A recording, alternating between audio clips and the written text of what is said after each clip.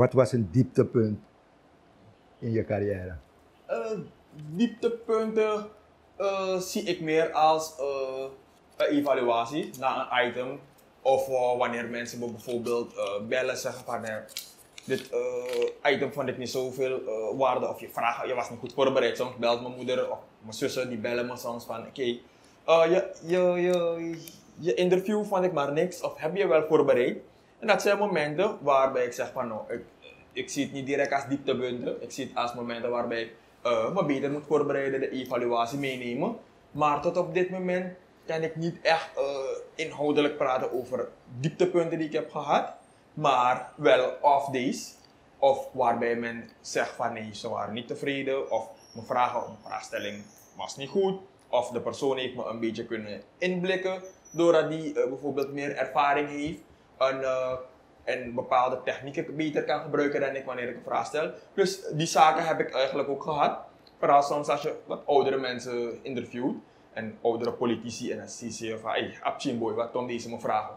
En dan probeer die je in te blikken, maar ik probeer altijd toch mijn mannetje te staan. Maar at the end of the day zie je van oké, ik moet dit toch wel meenemen om de volgende keer anders te pakken. En dan zo zie ik soms ook van, ik ben vooruit gegaan op dat gebied. Of wanneer ik zo iemand weer moet interviewen, ben ik scherper. Dan moet je rekenen op nog een dieptepunt.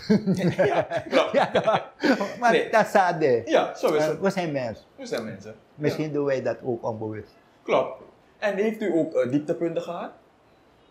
Op een gegeven moment kwam er een periode waarbij nieuwsagentschap Echo werd geopend. Door mijn persoon. Niet als Story Collectief, dus als mijn persoon. We waren gevestigd aan de Herenstraat.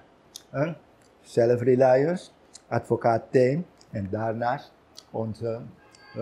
het kantoor van nieuwsagentschap Echo. We brachten elke dag een bulletin uit. Aan de overkant had je een tweeling of drieling gebouw. Salem, Elem en Hebelem. Op een even dag brandt dit gebouw af.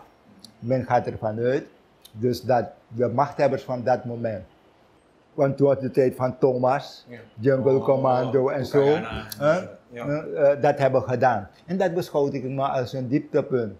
Wanneer bij mij ook het idee heeft postgevat dat het werkelijk uit die hoek kwam, maar zich vergist hebben in het gebouw, omdat iemand daar had gespoten op het gebouw, Echo.